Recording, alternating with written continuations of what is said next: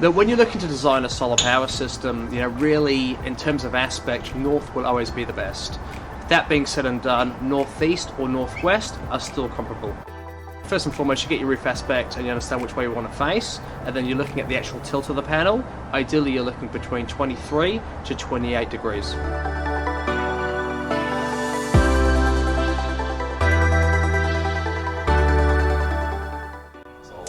Look, to be completely honest with you, the roof aspect right now is perfect. So I personally would recommend they go with Renovate.